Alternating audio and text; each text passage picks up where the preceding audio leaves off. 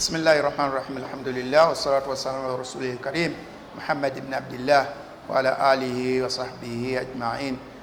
Namimba Media Group abajagala abajiwuliriza abajigoberera nateera ngera okubala musanekira museekyo nti assalamu alaikum wa rahmatullahi wa barakatuh. Kino nno kyajja ng'ekibuuzo waliyo omuwuliriza waffe yadde nga teyabuuliza ku mukutu yasobola okunsanga n'abuuza okusinziira ku misomo egize gibeerawo egikwatagana n'okwawukana mu bufumbo. Omukyala abuuza nti senga omwami oli afumbirwa omusajja oyo yatoola amahale bulungi wagatoola wabula nga omusajja oyo bw'amala okutuuka eno oba kyatandika lunaku olwo oba omusajja yali akimanyi ng'alowooza nti oba oli awo ndigire oluvannyuma naaba nga tasituka omusajja oyo nga ebikolwa ebyobufumbo tabigenda. Allah yamugerera talina gundi sigamba nti kubula maanyi ga kisajja kubanga oluusi oli wabeera ayinza okubeera n'amaanyi naye nga matono tugenda bagatta. Waliyo ono alina matono ne wabaayo oli nga talina ddala nga tetunagenda mu maaso tusooke tukubirize nti wobeera n'ekizibu tayipu eyo omukyala gwe atagira nga mu maanyi tolina tokuba seruti tokubira abasirikale seruti bakamaabo gwe tugamba nti ebyobufumbo bireke kubanga ekyo kyekikulu ekibirimu era kyekiyitisa ogamba nti abo bafumbiraganwa. Bino ebirala byonna bijja ebigoberera obugoberezi naye senga in case kiba kibaddewo kubanga bangi bakikola nayagala eno ku mabbali nti nalaba engeri gyemmatizaamu mukyala wange nkuume ekitiibwa kyange okubaawo ng'omusajja naye nga wamuleeta ate omukyala ono n'atagikumira nga gwe wamuleeta eno ku mabbali tukubale nga mu bafumbo yadde nga eka toli mu fumbo mu bikolwa ebyo. Mu mbeera eyo senga omukyala baba bamuleeta nga agenda okutuuka akuumyeko olunaku lumu naku bbiri ne senga zeeyo era bagambye tugumikirizeeko banoonyeza ku ddagala nayo biganye, omukyala oyo aba alina okubanga baawukana. Omukyala oyo baba balina okubanga baawukana naye mu kwawukana okwo olw'okuba nti gwe ensonga gwe kanaaluzaala fanisifu ma faradtum wobanga wamala okumweyambulira mwatuuka ne mu gundi mwenyini neyeteekateeka n'okugira ki awo era tomugjaako kintu kye kyonna olw'ensonga nti kivudde gy'oli ate gwe wakiyingiramu ng'okimanyi. Fala ta'khudhu minhu shay'an wagenda wasituka ng'okimanyi nti tokuba seruti n'ogenda n'oyonoonera omukyala ebiseera bye mutuusaawo toyogera paka ne mukisenge ne muyingira ne mweyawula. Bwe muba mwamala okweyawula olwo muba mutandise okuyingira mu kikolwa ekyobufumbo yadde nga kiri tokikoze. Bw'omwawukana n'omuta tomugjaako kintu kyonna olw'okubanga kivudde gy'oli mu gundi mu mbeera eyo. Kati waliwo omusajja omulala ng'ono ye akubamuuko saluti mu wiiki mulundi gumu, mu mwezi mulundi gumu, mu mwaka mulundi gumu n'okweyongerayo oba mu myaka ebiri. Obusiraamu bukiramula butya mu mbeera eyo? Omusajja akubamuuko saluti ennaku ezimu naye tugamba nti ow'ekikulanga ekyo naawe buulira omukyalo ono gw'oli kuleeta akutegeera agende okujja nga amanyi ekizibu ekyo nti gyekiri either akigumire oba ogenda ofuna omulala asobola okugumira ekizibu tayipu eyo kubanga nga bwe kiri mu basajja ne mu bakyala era gyekiri nga naye mukyala era naye ayagala mulundi gumu mu mwezi, mulundi gumu mu mwaka, mulundi gumu mu myaka ebiri mu mbeera ng'eyo. Kati muleke agenda anoonya abamufaanana.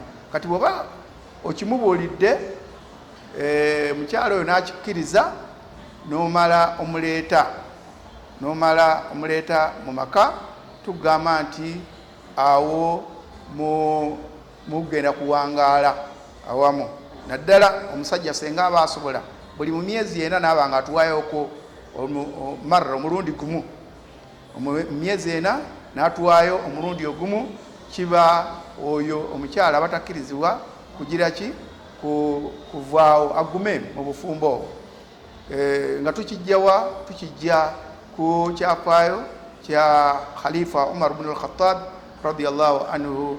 Yagamba nti lumu yali ayita ekiro ng'alondoola n'awulira mu nnyumba nga mulimu eddoboozi erivaayo mukyala ng'ataddeko akayimba ekitontome ng'agamba nti obudde bugenze ne buziba ate nabwo tebukya, ate ekizikiza ne kiyitirira.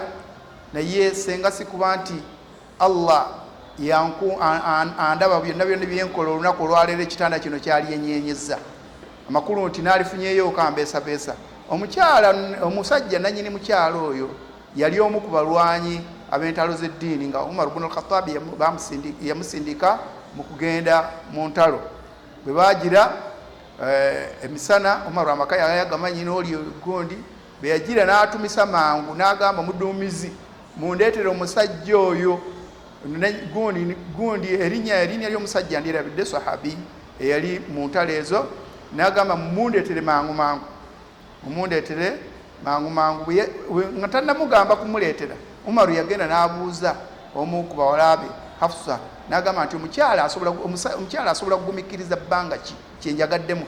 Omukyala n'amugamba Hafsa nti asobola kugumikkiriza emyezi ena bwe bugumikkiriza bwani bw'omufumbo. Kati awo bannafiki bannamateeka bwe bakijjira nti obugumikkiriza senga omukyala abanga bbaawe mu myezi ena asobola okubaayo ko nekyamutuusaako agume obwo obufumbo weebuli bukkirizibwa, okuggyako bw'alaba nga tabisobodde awo asabe khulo, asabe ye mwennyini yenunule yeete omukyalo oyo abe nga addiza ono amaharage obufumbo bugire ki baawukane, bagende wa qaadi w'omulamuzi qaadi waffe n'abanga abatuuza babuulira omukyalo n'oguma mu myezi enoofunayengayo olumu nti ati sijja kisobola, oba mu wiiki sijja kisobola, nti amwawukane naye muddize eki ebintu bye. Awo eba khulu. Wabula kyenjagaddemu nti obufumbo omusajja ow'amaanyi amatono si tteeka nti aleme kuwasa, wabula annyonnyole ekyo kibanga ekirwadde nga bonobeera n'ekirwadde kyo, bwobeera n'ebirwadde ebizibu abitali abantu toleka oli kukyekangira awo, kimunnyonnyola omubuulire ndi bwenti ne bwenti onokkiriza okunfumbirwa. Bw'aba akwagadde omukyalo oyo ejja kukkiriza kiriki akufumbirwe, bw'aba batayagadde ogenda onoonya omulala ekinaavaamu ng'otuuka ku oyo ali mu mbeera nga eyiyo. Wabula bwe baba temwakyogerako ne kiba nga kimaze okuggwawo, omukyalo ono ne yeekyanga kubanga yaba yeekyanze akuddize eggundi yo obufumbo mwawukane, agenda afuna omusajja omulala waba tasobola kugumikkiriza mu mbeera eyo. Nga tumaliriza ku nsonga eyo, omukyala yajja eri Nabbi Muhammad sallallahu alaihi wasallam amugamba nti nze nina bba wange naye ntya okukemebwa mu ddiini yange, bwati bwe yakibikka. N'amugamba nti Nabbi sallallahu alaihi wasallam n'akitegeera nti ono ayagala bagire ki baawukane, n'amugamba nti osobola okumuddiza emmaali ye amahale ge yakuwa. Omukyala n'agamba nti ya Rasulallah, muddiza nenyongera namu. Kati omukyala n'amugamba nti kakati mwawukane, ne bayita oli ne bamuwa emmaali ye. Mu mbeera eyo omunafu atalina maanyi ng'ate yawasa naye ng'asobola okutuukayo okwo mu myezi ena olunaku olumu, oyo balina okuguma. Omukyala waba tagumikkiriza addiza oli amaharege baawukane, sinakindi akubise namu bw'aba akyagadde okubisaamu ng'omukyala oli bwe tulabye. Subhanakallahumma bihamdika nashhadu an la ilaha illa anta nastaghfiruka wa natubu ilaik. Wassalamu alaikum warahmatullahi wabarakatuh.